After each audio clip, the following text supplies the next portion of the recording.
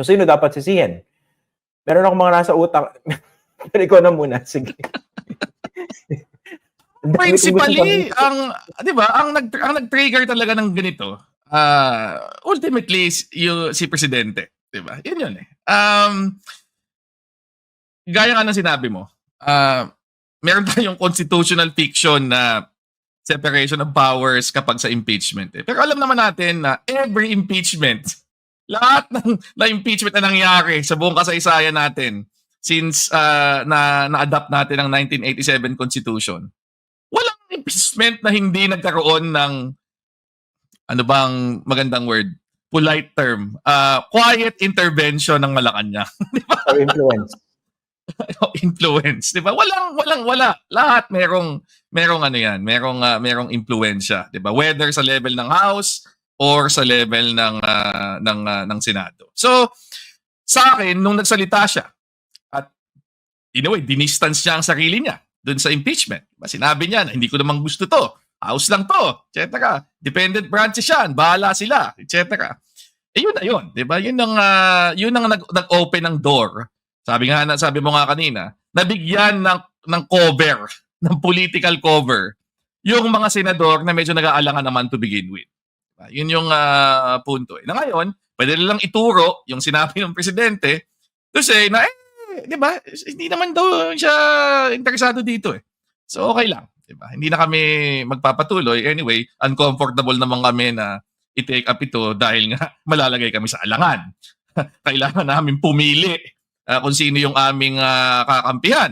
Malayo pa ang 2028. Di ba? So, hindi ko alam kung baka mamaya pag tumaya ako ng ganito kaaga, maalagay ako sa alangan moving forward, maiiwan ako sa ere. Diba? Yun yung punto. Pero kaso, di ba, typical safe play ng mga politiko, wala na lang. Diba? Yun yung point. At tingin ko, that said, ang isa pang pwede mong ituro na huwag namang culprit kasi parang krimen eh. Pero isang factor na nag-contribute paano tayong umabot dito, yung desisyon ni Senate President Chis Escudero way back, diba, months back, February, na hindi natin i-hear kaagad yan. Diba?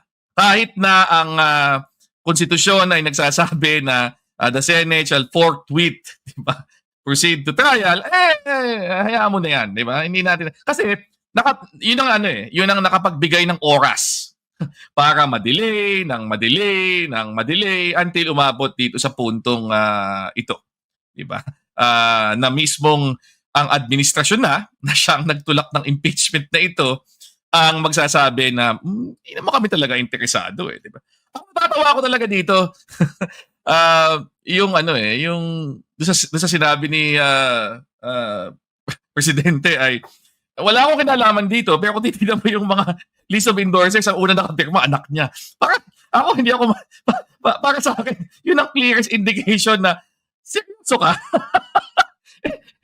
Ang nakapirma una dyan, anak mo eh, di ba? Ang huling nakapirma dyan, speaker na pinsan mo eh, di ba? Hindi ka, wala yan, hindi ka kinausap, walang ano yan, pero yun na nga eh, ako, mukhang for whatever reason, ang kanilang basa ay nakasakit sa kanila, itong impeachment na ito.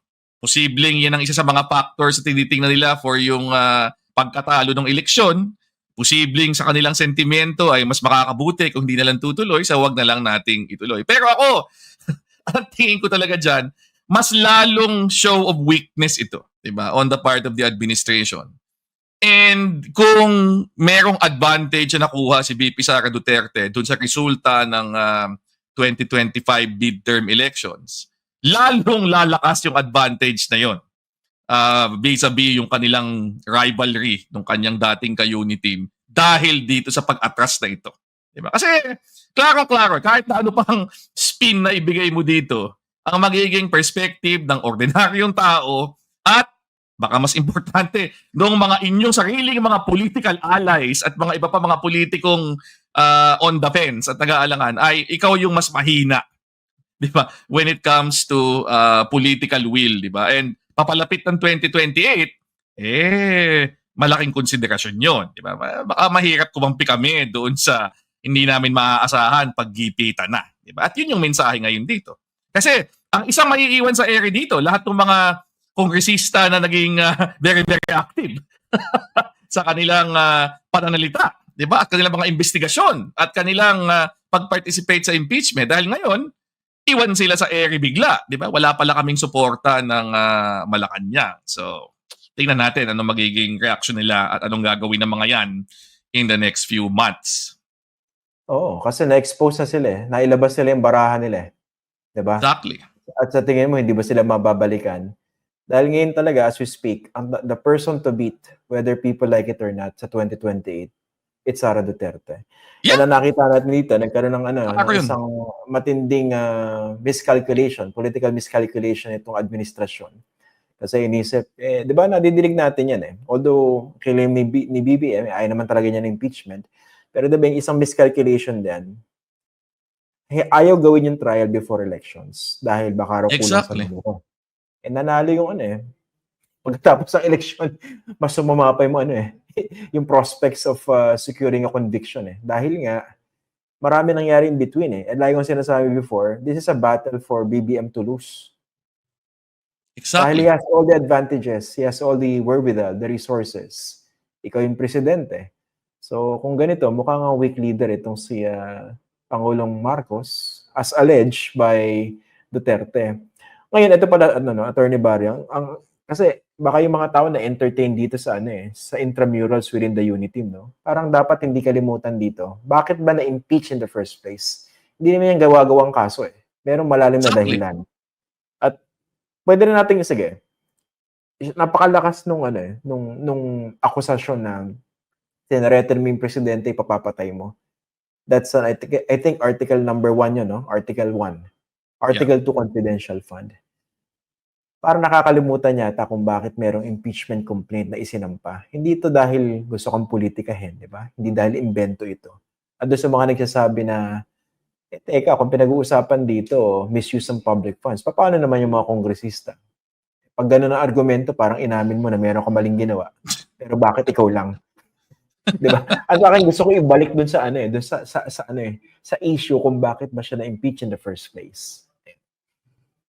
Hindi, tama. Kaya nga ako, ang isa sa mga biggest losers dito, hindi lang yung mga private complainants, pero yung taong bayan na pinaglalaban nila, di ba? Kasi, yun nga hindi lang naman ito, no matter how desperate na ipinapackage ito nung kampo ni VP Sara Duterte na politika lang lahat to, di ba? Parang ganun yung kanilang yung kanilang linya eh. Politika lang lahat ito, di ba? Wala.